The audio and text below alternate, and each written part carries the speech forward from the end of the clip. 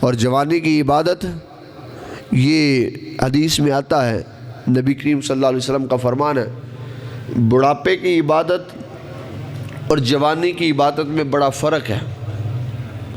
بڑھاپے کی عبادت جب بندہ کرتا ہے نا، اس وقت بندے کے پاس گناہ کرنے کے موقع کم ہوتے ہیں، طاقت کم ہوتی ہے، اور بندہ اپنی داڑھی کی وجہ سے حیا بھی کرتا ہے۔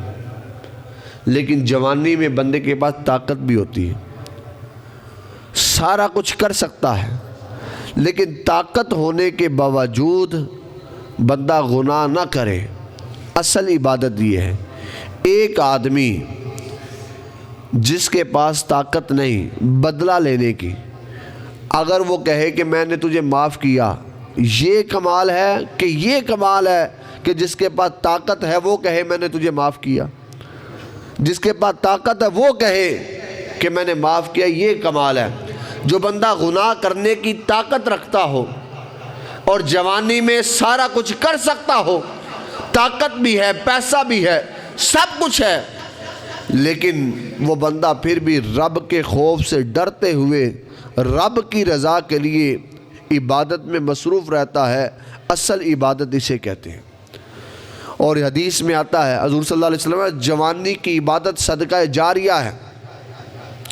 صدقہ جاریہ کا مطلب یہ ہے، بڑھاپے میں عبادت کرنے والا مر گیا تو جتنی نمازیں پڑھی صرف اسی کا ثواب ملے گا، لیکن جوانی میں عبادت کرنے والا اگر مر جائے، قیامت تک ہر روز 5 نمازیں صدقہ کرنے کا ثواب اسے ملتا رہتا ہے۔ یہ جوانی کی عبادت اور بڑھاپے کی عبادت میں فرق ہے کہ اس نے اس وقت رب کی عبادت کی جب وہ گناہ کر سکتا تھا، لیکن اس نے کیا کیا؟ رب کو راضی کرنے کے لیے رب کی عبادت کی ہے۔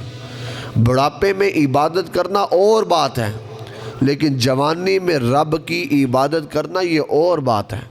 اس کا اجر و ثواب بھی بڑا ہے، اس پر اجر بھی بہت زیادہ ہے۔ جوانی کی عبادت یہ صدقہ جاریہ ہے۔ حضرت عمر فاروق رضی اللہ تعالیٰ کا دور ہے۔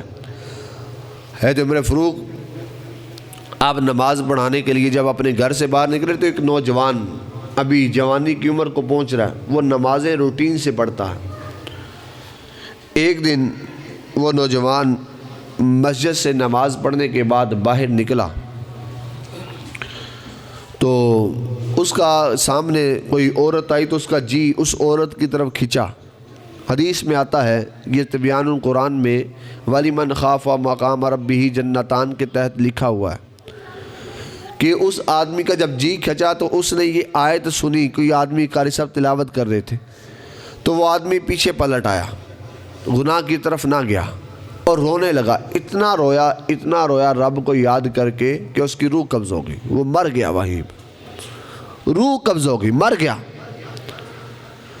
رات کا وقت تھا، حضرت عمر فاروق کو لوگوں نے پیغام نہ دیا، اس لیے کہ بادشاہی کی مصروفیت تھی، خلافت کی، اور اسلام تیزی سے پھیل رہا تھا، سارا دن کام کرتے تھے، آرام کرنے کا تھوڑا سا وقت ملتا تھا۔ اس کے باپ نے نہ بتایا۔ اگلے دن عمر فاروق نے پوچھا وہ بچہ آتا تھا وہ کہاں پہ ہے؟ لوگوں نے کہا حضور وہ تو فوت ہو گیا ہے، اس کا تو انتقال ہو گیا ہے۔ آپ نے کہا مجھے اس کی قبر پہ لے کے چلو۔ جب اس کی قبر پر گئے تو آپ نے اس کی قبر پر کھڑے ہو کر یہ کہا کیا اللہ نے جو تیرے ساتھ وعدہ کیا تھا وہ پورا کر دیا ہے؟ سارے اصحاب کہتے ہیں ہم نے اپنے کانوں سے سنا، اس قبر کے اندر سے آواز آئی، فرمایا رب نے جو میرے ساتھ 2 جنتوں کا وعدہ کیا ہے، ابھی قبر میں بعد میں اترا ہوں، رب نے دونوں جنتوں کے دروازے میرے لیے پہلے کھول دیے ہیں۔ اس لیے جوانی کی عبادت ایک ایسی عبادت ہے جو بندے کے لیے آسانی پیدا کرتی ہے، اور کل قیامت کے دن حضور کا فرمان ہے، نوجوان عبادت گزار کے لیے کل قیامت کے دن جب کوئی سایہ نہیں ہوگا، اس وقت رب کے عرش کا سایہ نوجوان کو نصیب ہوگا، عبادت گزار نوجوان کو نصیب ہوگا۔